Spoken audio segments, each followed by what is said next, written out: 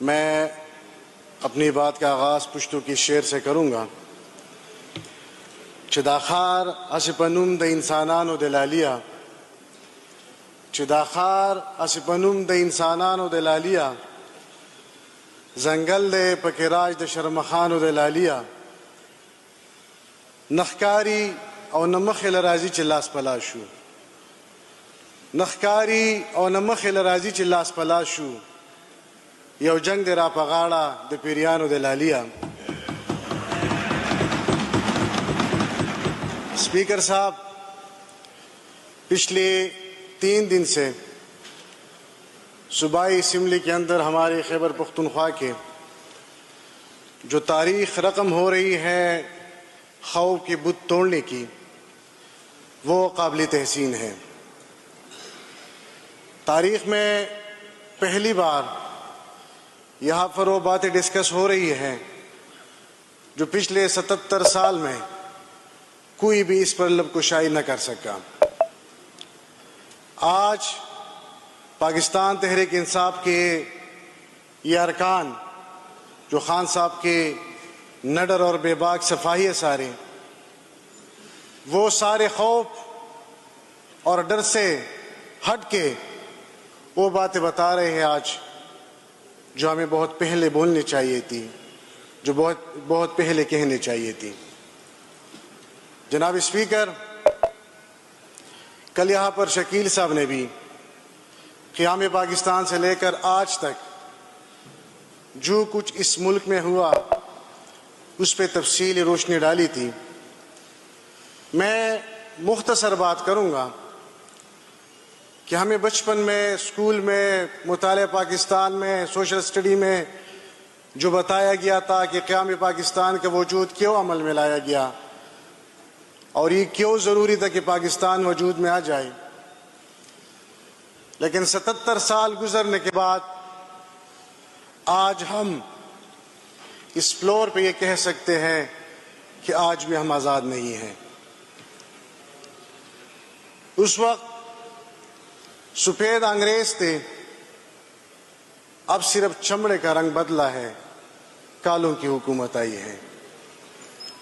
اس وقت East India company تھی جو بر صغیر کے وسائل پر قابض تھی، اور آج پاکستان کی اسٹیبلشمنٹ جو ہے پورے پاکستان کے وسائل پر قابض ہے. جناب اسپیکر، بات ہو رہی ہے ان لوگوں کی سیاست میں مداخلت کی جو بار بار پریس کانفرنس میں بھی اپنا یہ ذکر کرتے ہیں کہ ہم سیاست نہیں کرتے. میں تو کہتا ہوں جو ہم نے پڑھا تھا کہ ڈیموکریسی کی جو ڈیفینیشن ہم نے پڑھی تھی کہ جمہوریت کیا ہے، یہی پڑھا تھا کہ by the people, for the people, from the people. لیکن اس سیاست سے انکاری لوگوں نے پاکستانی جمہوریت کا جو ڈیفینیشن ہے وہی چینج کیا ہوا ہے. یہاں پر by the establishment, for the establishment, from the establishment انہوں نے بنایا ہوا ہے. جناب اسپیکر، ان کو آپ آئینے دکھاتے ہیں تو اس اچانک آ جاتے ہیں 9 مئی پر. 9 مئی کا تقریباً 1.5 سال گزر گیا. پہلے دن سے لے کر آج تک پاکستان تحریک انصاف کا یہی موقف ہے کہ آپ لوگ اس پر جوڈیشل کمیشن بنائیں، آپ دنیا کی کسی بھی عدالت سے اس کی آزادانہ تحقیقات کرائیں. اگر پاکستان تحریک انصاف اس میں ملوث ہوا، جو بھی اس میں ملوث ہے اس کو سزا دی جائے. لیکن 1.5 سال گزرنے کے بعد بھی وہ 9 مئی کے اس مسئلے کو حل کرنے کو تیار نہیں ہے، کیونکہ یہ ڈرامہ خود ان لوگوں نے رچایا تھا. بڑی عجیب بات ہے، اس وقت میرے صوبے کا صدر پرویز خٹک صاحب تھے.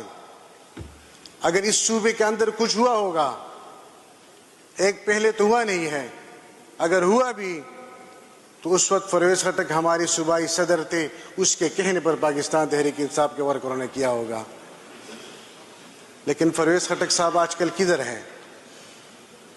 اس کے خلاف کون سی انکوائری بنی ہے، وہ آج کل کون سے عدالتوں کے چکر لگا رہا ہے۔ جناب اسپیکر، اس ملک کے ساتھ یہ ڈرامے مزید بند ہونے چاہیے۔ یہاں پر میری بہن نے بات کی کہ سی ایم صاحب نے نازیبہ الفاظ استعمال کیے۔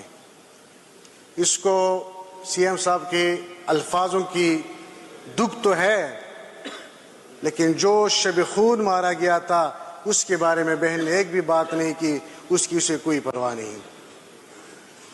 اسی طرح نہیں چلے گا جناب اسپیکر، اور میں اس بہن کو کہتا بھی ہوں کہ انشاءاللہ سی ایم صاحب نے جو بات کی ہے وہ ہم پوری کر کے دکھائیں گے انشاءاللہ۔